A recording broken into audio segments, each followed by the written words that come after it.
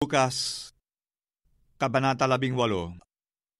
At sinalita niya sa kanila ang isang talinhaga, na sila'y dapat magsipanalangin lagi, at huwag manganlupaypay, na sinasabi, may isang hukom sa isang bayan, na hindi natatakot sa Diyos, at walang taong pinagpipitaganan, at sa bayang yaon ay may isang babaeng bao, at siya'y naparoroong madalas sa kanya, na sinasabi, iganti mo ako sa aking kaalit.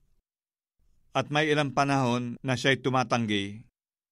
Datapwat, pagkatapos ay sinabi sa kanyang sarili, bagaman di ako natatakot sa Diyos, at di nagpipitagan sa tao, gayunman, sapagkat nililigalig ako ng baong ito, ay igaganti ko siya. Baka niya ako bagabagin ng kapaparito. At sinabi ng Panginoon, pakinggan ninyo ang sinabi ng likong hukom. At hindi baga, igaganti ng Diyos ang kanya mga hirang na sumisigaw sa kanya sa araw at gabi, at siya'y may pagpapahinuhod sa kanila? Sinasabi ko sa inyo na sila'y madaling igaganti niya. Gayon may pagparito ng anak ng tao, makakasumpong kaya siya ng pananampalataya sa lupa? At kanyang sinalita naman ang talinhagang ito sa nagsisiasa sa kanilang sarili, na nangagpapanggap na sila'y matutuwid, at pinawawalang halaga ang lahat ng mga iba. May dalawang lalaking nagsipanhik sa templo upang magsipanalangin. Ang isa'y pariseo, at ang isa'y maniningil ng buwis. Ang pariseo ay nakatayo at nananalangin sa kanyang sarili ng ganito, Diyos, pinasasalamatan kita na hindi ako gaya ng ibang mga tao na mga manlulupig, mga liko, mga mapangalunya, o hindi man lamang gaya ng maniningil ng buwis na ito. Makalawa akong nag-aayuno sa isang linggo. Nagbibigay ako ng ikapo ng lahat kong kinakamtan.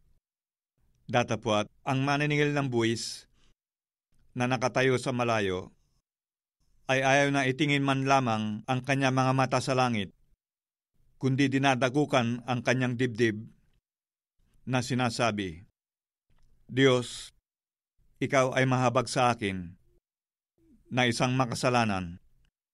Sinasabi ko sa inyo, nanaog at umuwi sa kanyang bahay ang taong ito na inaaaring ganap kaysa isa, sapagkat ang bawat nagmamataas sa kanyang sarili ay mabababa, datapwat ang nagpapakababa sa kanyang sarili ay matataas. At dinala naman nila sa kanya ang kanilang mga sanggol upang kanyang hipuin sila, datapwat nang makakita ito ng mga alagad, ay sila'y sinaway nila. Datapwat, pinalapit sila ni Jesus sa kanya na sinasabi, pabayaan ninyong magsilapit sa akin ang malilit na bata at huwag ninyong silang pagbawalan, sapagkat sa mga ganito nauukol ang kaharian ng Diyos. Katotohanang sinasabi ko sa inyo, sino mang hindi tumanggap ng kaharian ng Diyos na gaya ng isang maliit na bata, ay hindi siya papasok doon sa anumang paraan. At tinanong siya ng isang pinuno na sinasabi, mabuting guro, anong gagawin ko upang magmana ng walang hanggang buhay? At sinabi sa kanya ni Jesus, bakit mo ako tinatawag na mabuti? Walang mabuti, kundi isa, ang Diyos lamang. Talastas mo ang mga utos, huwag kang mangalunya, huwag kang pumatay, huwag kang magnakaw, huwag kang sumaksi sa di katotohanan, igalang mo ang iyong ama at ina. At sinabi niya, ginanap ko ang lahat ng mga bagay na ito buhat pa sa aking pagkabata. At nang marinig ito ni Jesus, ay sinabi niya sa kanya, isang bagay pa ang kulang sa iyo. Ipagbili mo ang lahat mong tinatangkilik at ipamahagi mo sa mga dukha, at magkakaroon ka ng kayamanan sa langit. at pumarito ka, sumunod ka sa akin. Datapwat, nang marinig niya ang mga bagay na ito, siya'y nangamanglaw na lubha, sapagkat siya'y totoong mayaman. At sa pagmamasid sa kanya ni Jesus ay sinabi, pagkahirap-hirap na makapasok sa kaharian ng Diyos ang mga may kayamanan, sapagkat magaan pa sa isang kamelyo ang pumasok sa butas ng isang karayom, kaysa isang taong mayaman na pumasok sa kaharian ng Diyos. At sinabi ng mga nakarinig nito, sino nga kaya ang makaliligtas? Datapwat, sinabi niya, ang mga bagay na di mangyayari sa mga tao ay may pangyayari sa Diyos. At sinabi ni Pedro, narito, iniwan namin ang aming sarili at nagsisunod sa iyo.